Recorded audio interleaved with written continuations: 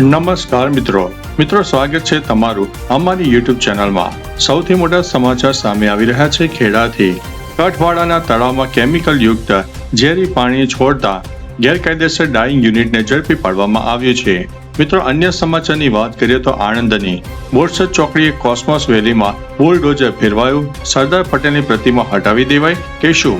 અન્ય મહત્વના સમાચારની વાત કરીએ તો વિદ્યાનગરની સગીરા ઉપર બે વખત યુવક દ્વારા દુષ્કર્મ ગુજારતા ફરિયાદ દાખલ કરવામાં આવી છે। ત્યારે આગળ વાત થશે ખેડાની નેશનલ હાઈવે પર 30,000 લીટર MMA જ્વલનશીલ કેમિકલ ભરેલું ટેન્કર પલટાતા અફડાતફડીનો માહોલ સર્જાયો છે।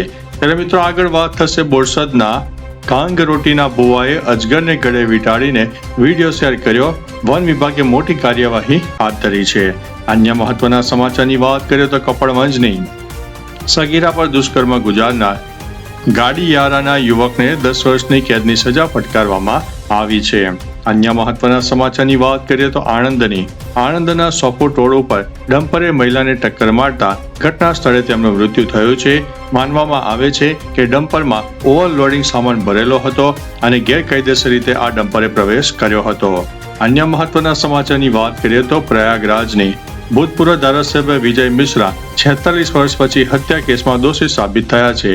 અન્ય મહત્વના સમાચારની વાત કરીએ તો તમિલનાડુની ધાર્મિક સ્થળો અને શાળાઓ નજીકની 717 દારૂની દુકાનો બંધ કરી દેવા માટે આદેશ આપવામાં આવ્યો છે।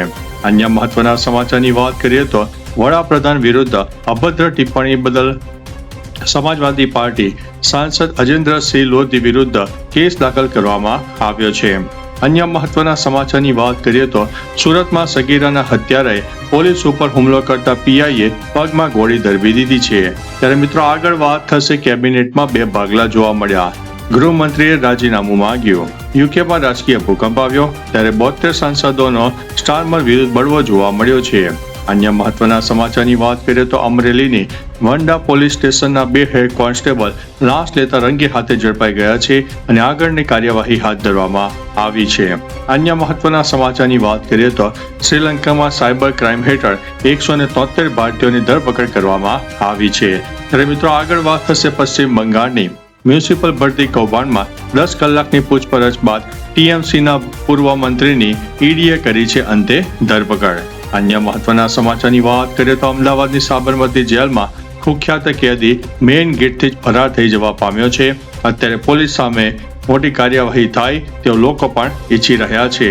તો ચાલો મિત્રો, ફરીથી દેશ અને દુનિયાના સુપરફાસ્ટ સમાચાર લઈને મળતા રહીશો। ત્યાં સુધી અમને રજા આપશો। નમસ્તે।